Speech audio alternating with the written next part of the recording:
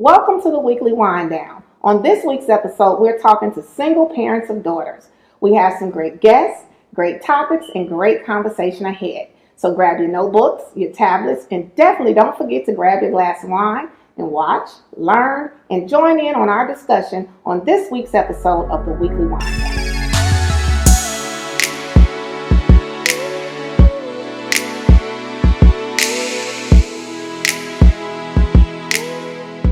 Welcome back to the weekly wind down. I'm your host, Monique J. And as I said, today's episode, we're going to be talking to single parents of daughters.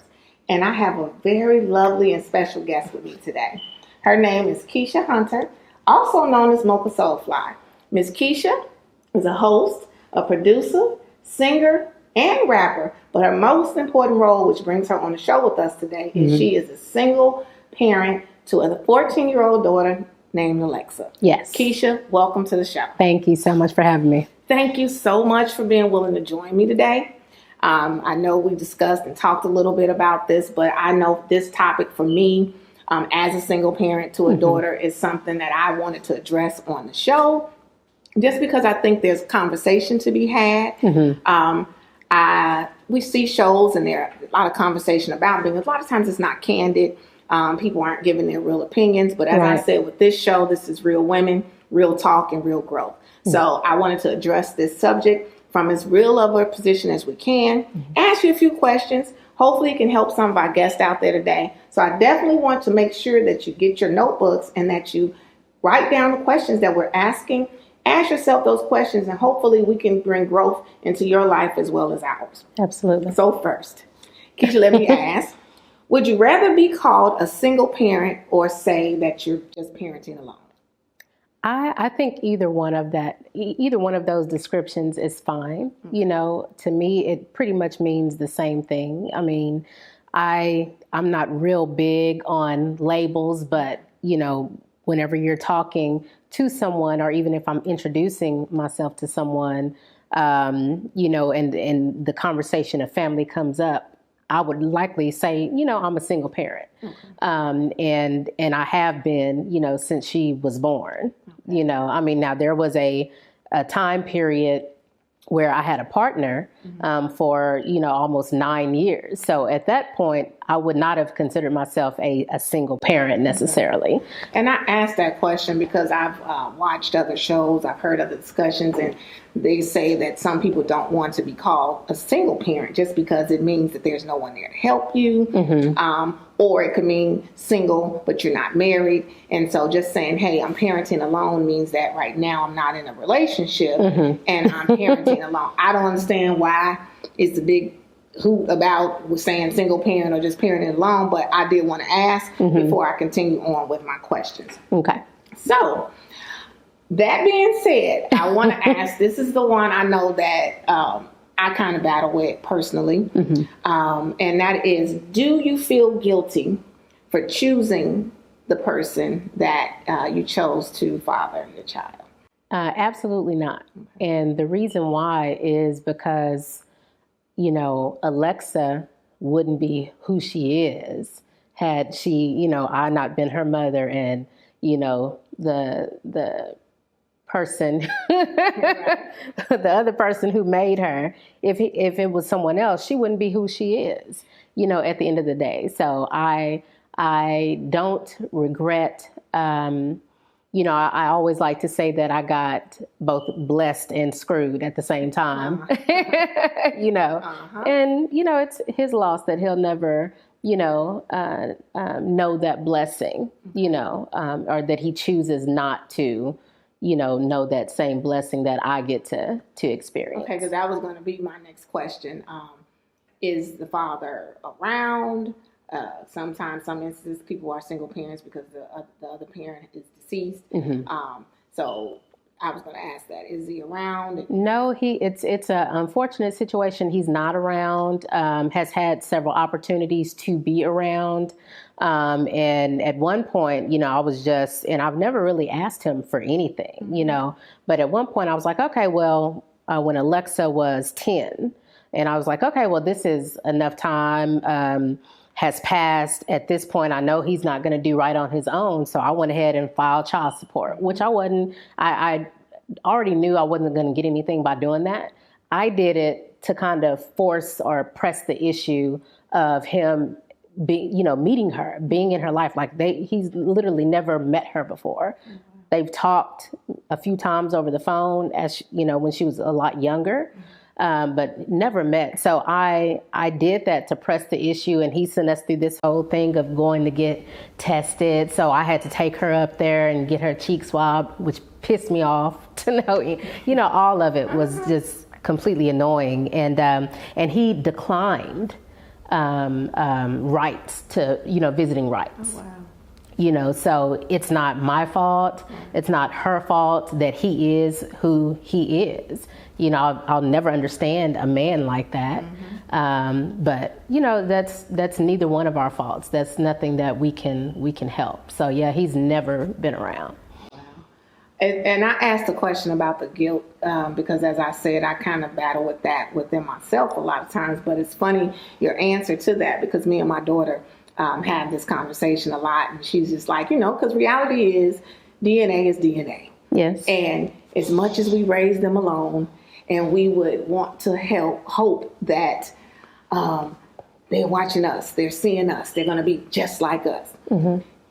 That I've learned is a fairy tale. And DNA and genes are some powerful things. So Some of the traits that her dad has that we laugh about that are funny, and she'll always say, well, maybe if I would have had another daddy. And then I say, but if you would have had another daddy, you wouldn't be you. That's right. So we wouldn't be having this conversation because we wouldn't be dealing with any of the issues. And I wouldn't trade you for the world. That's right. So I'm going to deal with those quirks. I knew who I was dating when I was dating them. And so I know the whole concept of science. And so we don't just deal and keep on being a good example. But it's funny that, that you say that, because we always laugh and we talk about the fact that, hey, you wouldn't be who you are. That's right. If your dad wasn't your dad. Now, on what you said about the choice of them not being around, and we don't understand a person like that, I don't either. But what we do know is we can't control anybody else, but ourselves. Correct. Our goal is to just make sure that we are as good of an example as we can be. Right. To our children, especially for us, for our daughters. Right. Hopefully be as good of an example, and in doing that, moving forward, maybe, when the time comes for them to be choosing right, mate, or choosing someone to father their child, they'll use their experiences to help aid in that decision. Absolutely. Which leads into my next question. Okay. Do you think, or has any childhood experiences that you've had, you think played a role in you becoming a single parent? I can't say necessarily that is the case, just because the situation, that made Alexa, we were dating, but we weren't in like a serious relationship, and it was one of those situations where, I could have been a whole lot wiser and smarter with the choice that I made to, have unprotected sex. Mm-hmm. And same on his part, it takes two to make a child.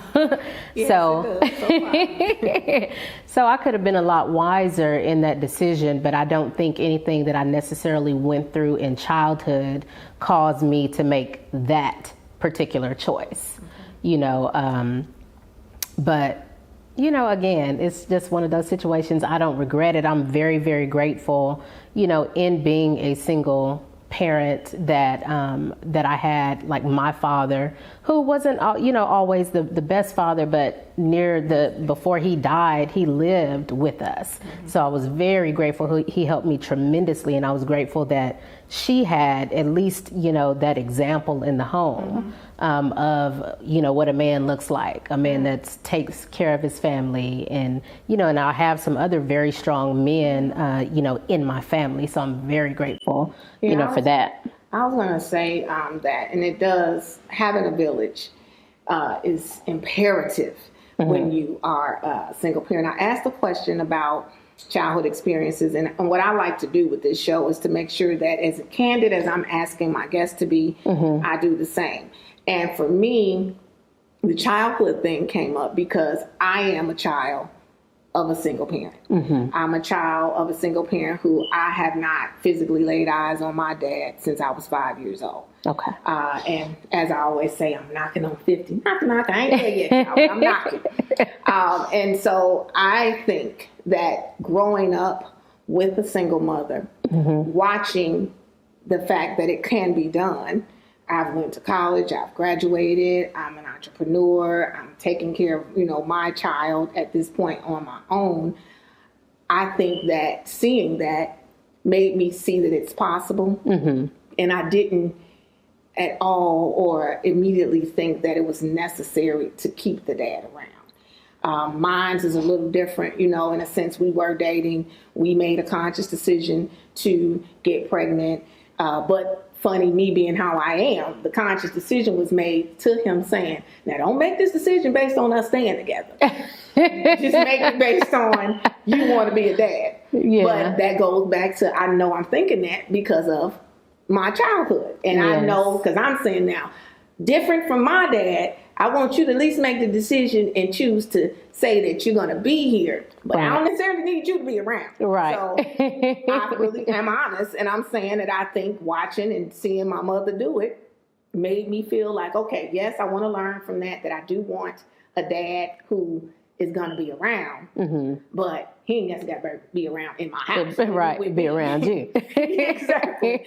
So, it just made me think of that question and ask that question because I'll be honest and say my childhood experience, I really do honestly feel it played a role in me being okay with being a single parent. I didn't want to be one where he wasn't paying child support and doing all the things, but what we're going to say, we ain't bashing daddies today. or donors. That's a whole nother daddies or show. donors, however we want to call them. We're not going to bash them, but truth is truth. Right. And so, unfortunately at this point, and the bulk of her life, my daughter's 16 now, he hasn't been there financially. He's present. He's a call away. He calls. He tries. I just don't think he tries hard enough. But, know, who are we to judge what somebody else is or isn't supposed to do? Right. So, speaking of judging, do you feel or think people judge you because you're a single parent? Yeah, I'm pretty sure people do judge me for more than just even being a single parent. I mean, I see conversations all the time, happening online,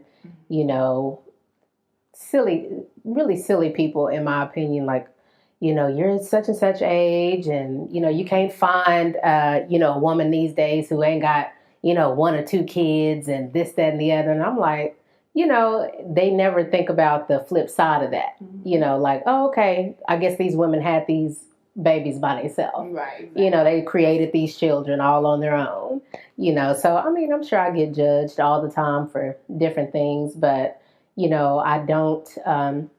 I definitely don't consider that in the choices or the decisions, that I make, how other people feel about it, because why? Right. And I, like I said, I bring that up just because I'm an entrepreneur and a single parent. And I do see, like, my daughter plays sports. She plays basketball. And I can see how, the games may be far away or they may be, closer. They may be in the middle of the day and different. And they're kind of, the other parents and the people are looking at me and they're looking. And you can tell that they're, first of all, trying to figure out where her dad is at. And secondly, how can, I'm obviously the only parent she has. How can I be here in the middle of the day? How can I be here at every game?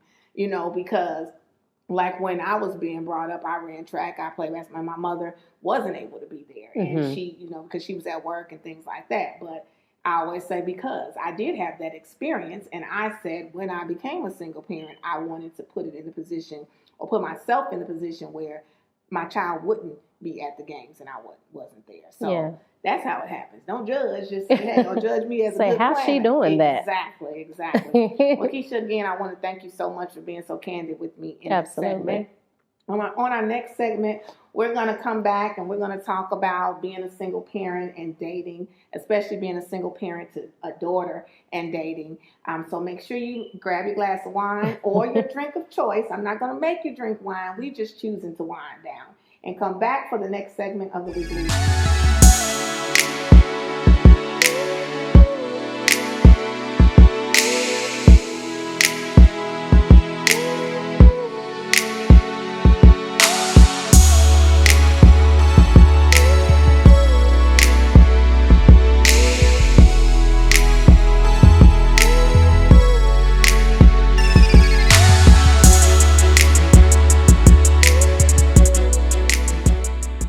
Welcome back to the Weekly Wind Down. I'm your host, Monique J, with my special guest, Miss Keisha Hunter.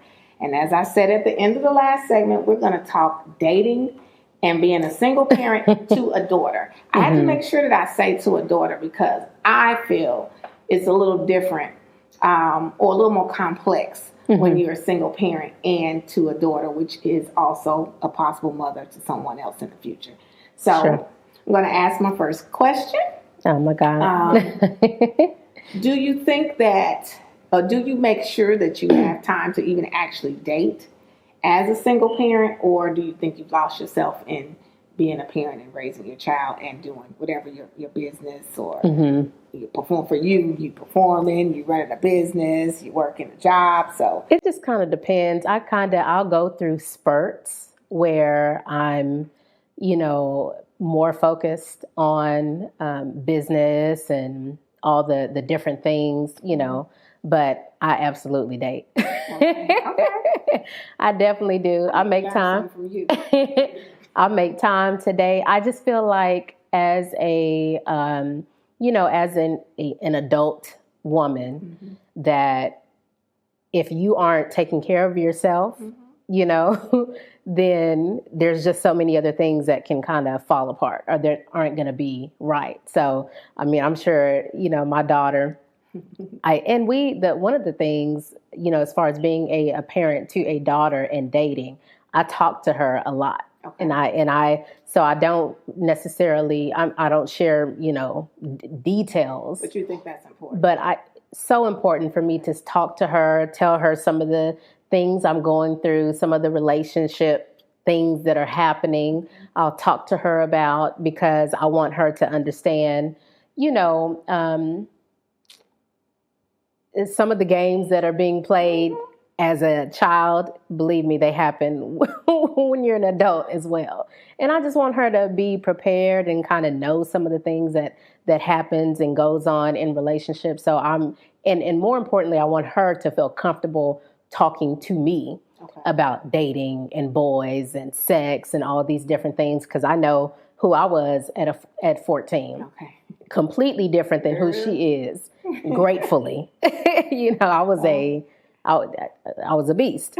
Not, I was very much doing way more than I should have been doing at 14. And I she didn't grow up that way. A lot of that has been based on where we lived, in conjunction with where she went to school. So we were never like near a lot of her friends and stuff. But even just the things that she tells me that kids her age do, even when she was in, a couple years ago in middle school and in elementary, I mean, it just blows my mind. So that's why I make sure to talk to her, even about the things I'm going through as I'm dating, just so that she feels comfortable talking to me as she begins to have those thoughts or start having boyfriends and this and that and the other. I want her to be able to come to me and talk to me about it. So I try to be as open as I can without, saying too much. Exactly.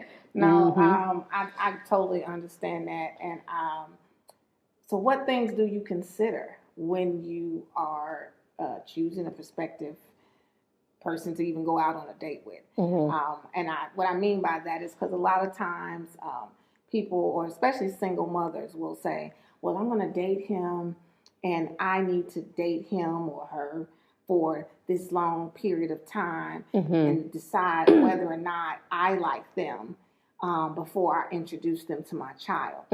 And I used to think, prior to me watching an episode of another talk show, I used to think that was my thought too. And I used to think it made a whole lot of sense. But watching the show, they said, okay, you're thinking that, but then when you introduce them after you've already decided you love them or you like them, are you giving your child a chance to actually love them or like them? Mm.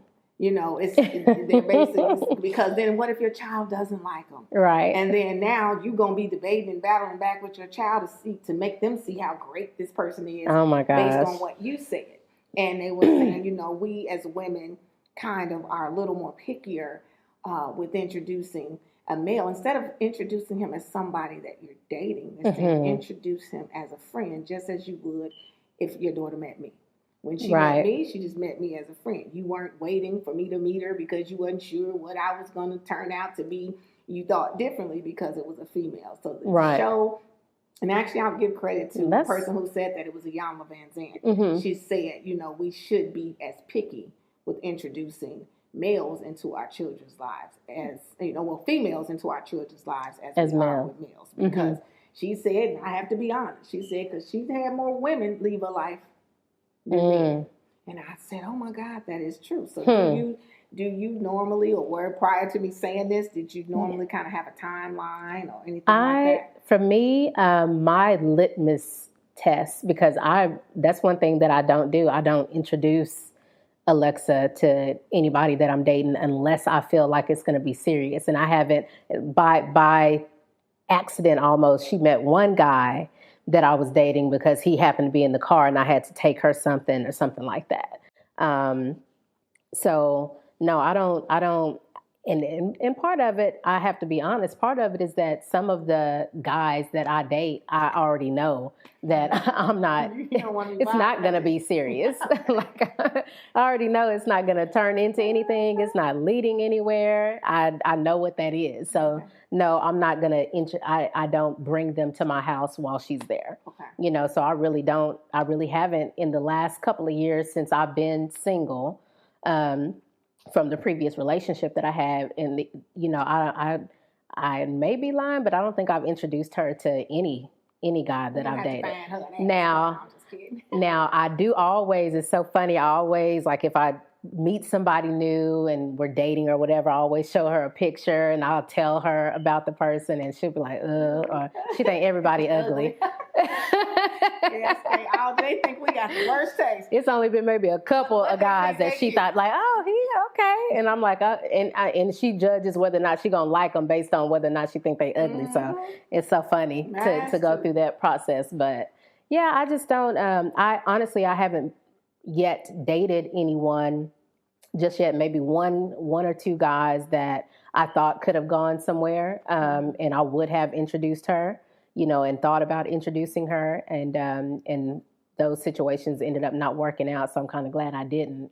But yeah, I think for me, the test would be more so, is this a person or is this a situation where I think this may actually lead to something more serious. Okay. But I do kind of, now that I'm thinking about it, that you said that it does kind of make sense in a way, to, you know, if I feel like this is something that, okay, we may actually really be dating for a while, then yeah, maybe I would introduce her sooner than, you know, as I thought about that in the past. I think what she was really trying to say is as we are getting to know the person, let our child get to know them at the same time. Because we may decide that it isn't anybody, but then we may decide that it is somebody. But at least we have gotten to that point together. Now, of course, I know as a woman or as a mother, we're thinking differently in regards to men because we're thinking of all the things that could possibly happen. You know, you have molestation, you have, you know, abuse and things like that. But like she was saying, you don't automatically bring your female friends. You all go to the mall, you go bowling, you go do different things. So just do the same things and let it be somebody as a friend. Right. As opposed to this is my new boyfriend. Exactly. Right. And so like I said, I thought she had a point. But what I do want to say, we both know being a single parent is hard. Right. It's hard just getting up every day. It's hard trying to make sure that your child doesn't grow up or feel a certain way because they are only being raised by their mom. Mm-hmm. What do you tell yourself daily, or or ways you have to think in order to basically kind of push through Mm-hmm. through the days and the trials and the ups and the downs that come with being a single parent? What do you tell yourself daily? Share with our audience. Maybe it can help them. I feel like I owe it because my daughter didn't ask to be here, and so there are times where I feel like I'm not doing enough, or where I should be more on point with my goals, because I know that could have a greater effect on her. But at the end of the day, I just make sure that I do everything possible to make sure that her needs are met, and because I feel like I owe that to her at the end of the day. She did not ask to be here. She didn't ask to be in the conditions or the situations, that we as single parents find ourselves in, or that I find myself in from time to time as a single parent. So I make sure to communicate with her as much as I can, try to be as candid as possible so that she's not wondering what's going on, or if I'm in a mood or something like that, I try to let her know what's going on so that she can understand that, hey, if mom is being, a jerk today, 9.9 times out of 10, it ain't got nothing to do with me, nothing to do with what, something that I've done. So I think that's the biggest thing is that I tell myself is that, I owe it to her to be the best provider that I can be. And that kind of keeps me going, keeps me pushing. Even when I don't want to go, I don't want to push.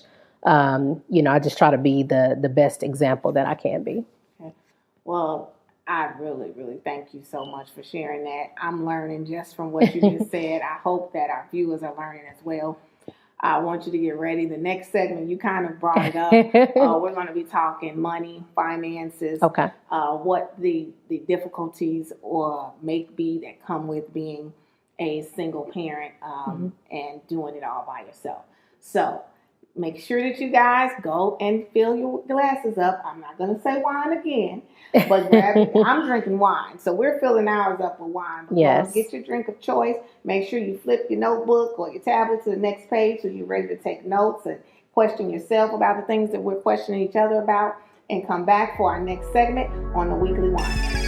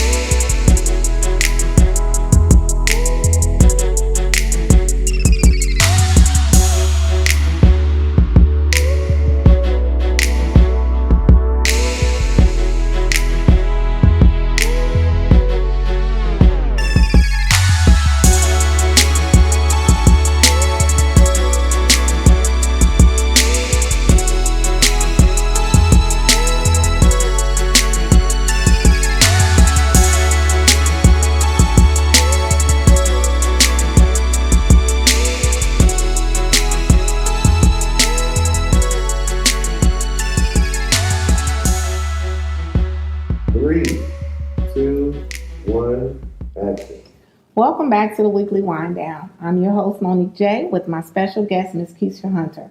As I stated at the end of the last segment, this would not be a conversation about being a single parent if we didn't talk money. Right. If we didn't talk the ups, the downs, the highs, the lows, the in-betweens of what it is to be a single mother, a single parent, and as we're speaking to daughters. Mm-hmm. So I want to ask you,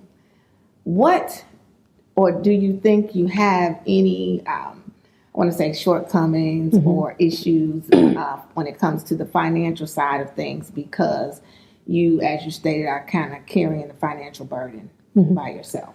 Yeah, I mean, there has been plenty of times and moments, especially in the last couple of years in particular, since I separated from, my then partner of almost 9 years. So going from two incomes down to one income was super tough. And, Alexa and I, we struggled for a while. Now, she didn't know just how much, and I normally wouldn't talk to her that much about money. I do a lot more now.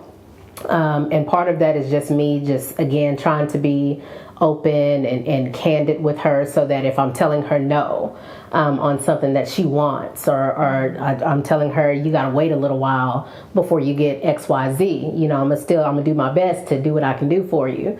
But you may have to wait until this happens or this happens, so I try to talk to her about it more than I used to, but absolutely, the ups and downs, there's a lot of them, but I think more than anything, it does push me and press me to want to get to a situation where, as quickly as I can, that I'm financially free.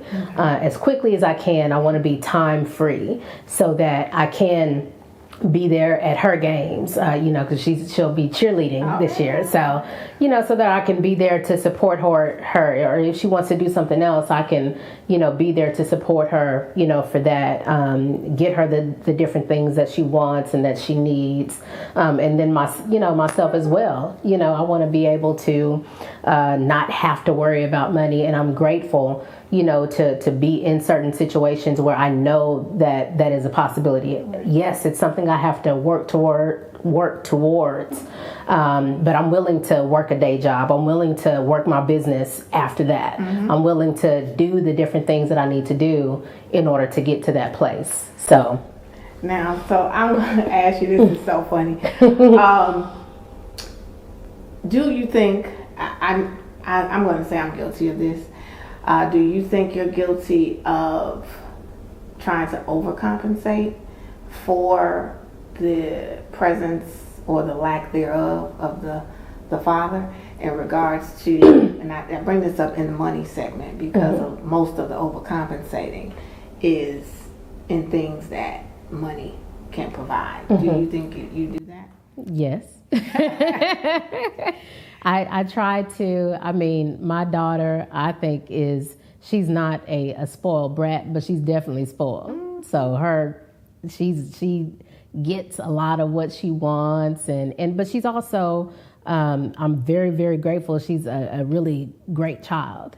She gives me very little problem. She has my same attitude. I be wanting to strangle her, sometimes, but. I'm gonna do this because you're saying she's a great child, but she wouldn't be that without having a great mother. So I just had to pat you on the back. Thank you. She is. She doesn't get into a lot of trouble. She makes good choices. Even when she tells me some of the stuff about her friends, she's definitely, growing into a person who understands that there are consequences and to make good choices based on that. And so I don't mind doing things for her, that she wants. You don't think that you try to do it because you don't want them to ever feel like they have less than or they can't do because they're friends. Because, I know the area that I live in and that my daughter's growing up in, it's generally an environment where it's mother and father. It's a two-parent household. And so I'm like, I don't ever, and I don't even think she necessarily would have mine is kind of spoiled too. So she do ask. But some of the stuff, I'm not even sure if she really would ask. I just think for me, like when the field trip slip comes and it's a trip that may cost $40 and I just may not have it that day, I make sure I figure out a way because I don't want her, because everybody knows she's being raised by her mom, by herself, to look like, oh, she couldn't come because her mom probably couldn't afford the trip, or whatever. So I know I overcompensate, and I just don't ever want her to look like she can't do or can't have just because it's, she's being raised up by her mom. Well, and I'm a big part of some of the ways that I've been able to make things happen, even when I didn't have, is thank goodness I do have, a good support system. My mother, and my stepfather, and even some of my grandfather, some of my aunt. So I have a really good support system too. Thank God, because I know a lot of people don't have that. Yeah, and I totally, like you said earlier, it takes a village, and I have been, been blessed. My daughter's been blessed. We have it's a good handful, but we have a good amount of people, or we have, people who are willing to just sometimes I don't even have to ask, and it'll be just say the start of school, and they'll come and give me some money and say, hey, this is towards, her school clothes, and things like that. So I think, and I'm sure as it is a blessing, to definitely have that. But we're going to be honest, we overcompensate. Yes. A little bit, but hey, you know what? They reap the benefits, and so I'm sure they're not complaining either. Right. Well, again, Keisha, I so much, we mentioned daughters, and what I decided to do with with the show today is since my daughter is 16, she does have her own thought process. She has a mind of her own. And a lot of the shows that kind of deal with the single parenting and being a parent, you never bring on the children and give them an opportunity to either share their views on what it feels like being, raised by a single parent. So what I'm going to do, you all are lucky because I'm bringing my angel, my princess, all the things I used to call her. Now she's bigger than me. I'm going to bring her on the show, and we're going to put her in the seat. I'm not calling it the hot seat today. We're going to put her in the seat. I'm going to ask her a couple questions, let her kind of share with you guys what her opinion is based on the questions I ask, and give her an opportunity to hopefully, let me know how she feels as a child, only child at this point in the house with a single mom. So make sure you guys are ready to come back for the next segment. You're paying attention because you're going to get to hear from the child this time. And come back for the weekly Winecast.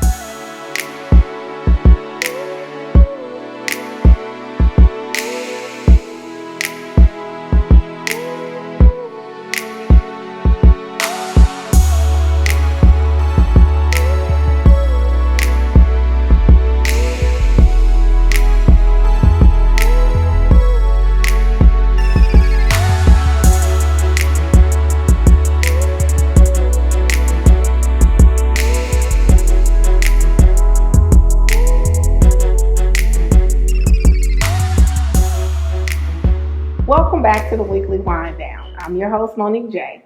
And as I stated on the last segment, I was going to get the child's point of view. Because with this show, we want to do things a little different. We don't want to always be adults talking about what a child feels without asking them how they feel. So why not bring my own daughter, who's 16 years old, Malaya. Well, say hey to her, Malaya. Hi. She a little shy, y'all. She didn't get that from me. I just want to ask you a few questions, allow you to kind of share your point of view with our viewers. How does it feel, or how do you think being raised by a single parent has affected you so far in your long 16 years of life? It showed me that you can do things on your own. Like you don't need a person to help you. Like you can do things on your own, and it showed me how I can be a strong woman by myself. I don't need a man in my life. We want one. Well, we want one, but it's not a necessity. Okay. So as you weren't here, I was speaking with Ms. Keisha earlier, and we were talking about how our childhood can affect how we see things or view things as we are, growing up, and in my choice to be a single parent. So in my childhood, unfortunately, your Nana raised me by herself, and I kind of said the same thing that you said now. So I want to, if I can, break the cycle in a sense and let you know that, yes, even though you can do it by yourself, according to the Bible and the way God has it set up, we should be with a helpmate. So if you have to do it by yourself, hey, we strong, I'm raising you strong to be strong, then you can. But you want to know that, hey, if you make a child, with a man, and if it's the right man, you can hopefully, build a family and grow, and you two together can raise your child. So we were talking earlier, and I shared with Ms. Keisha that your dad isn't absent.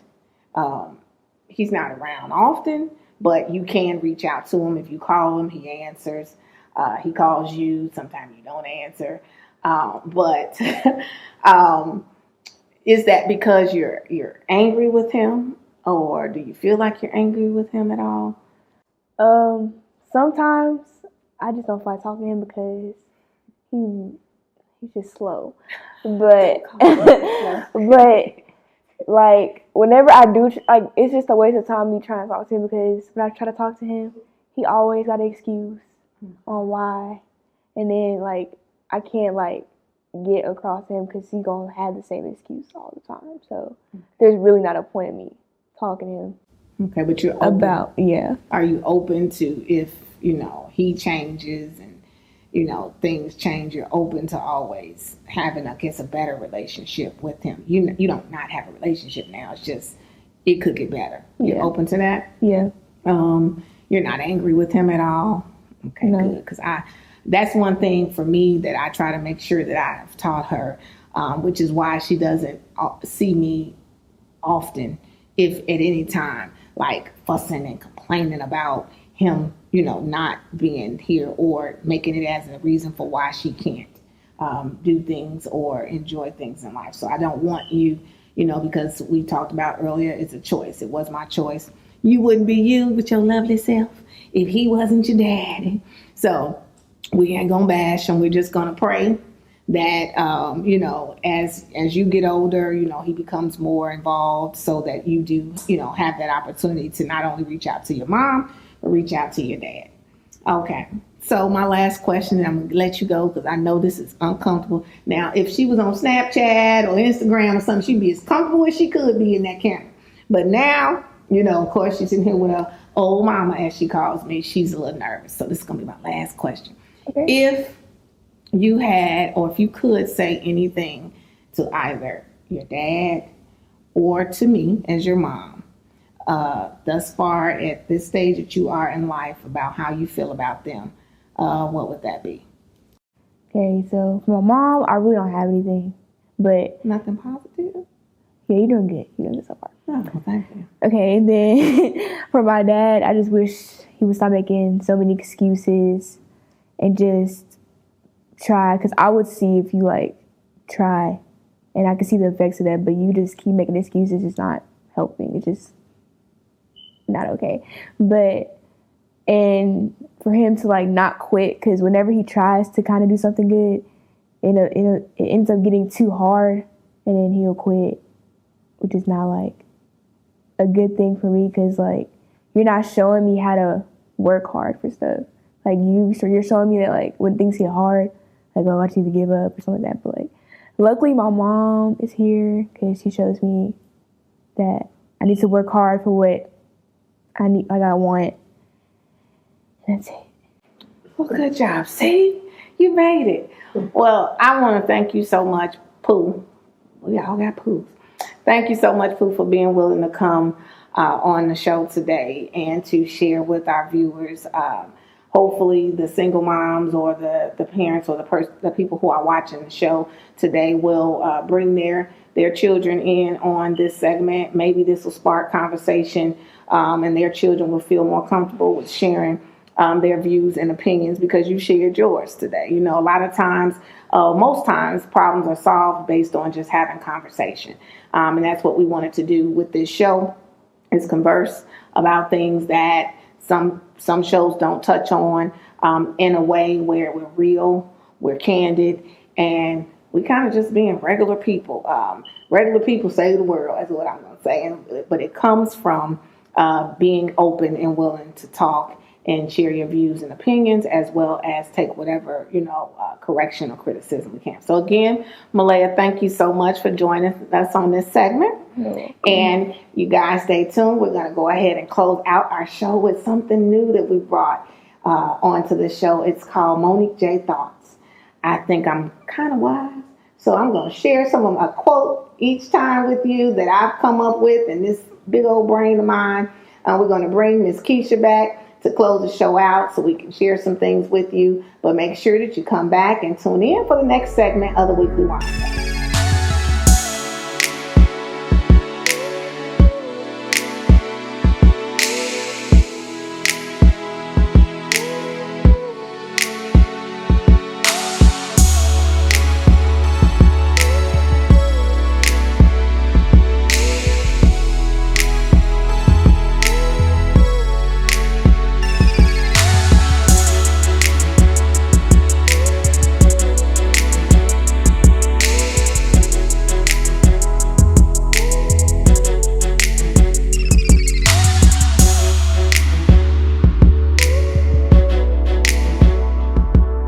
Welcome back to the Weekly Wind Down.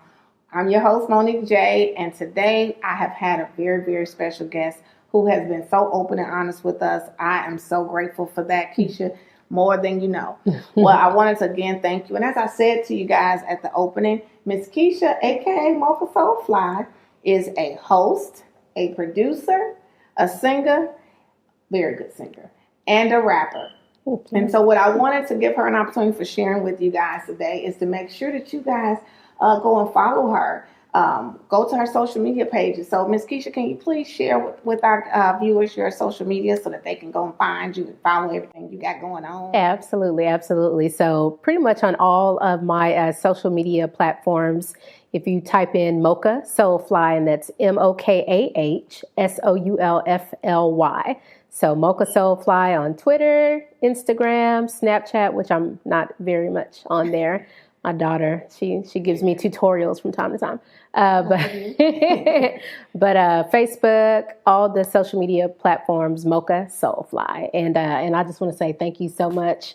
I love you. You have always been an inspiration since I've known you. I don't know how many years it is now, but very grateful that we are still in each other's world. So Yes, thank you for having me on.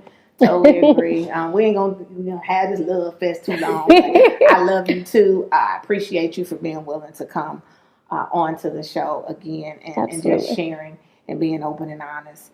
As I said, when I had my daughter on, is the only way that we grow is to be open, converse, and be willing to see other people's point of view. So I thank you so much for sharing with our guests today.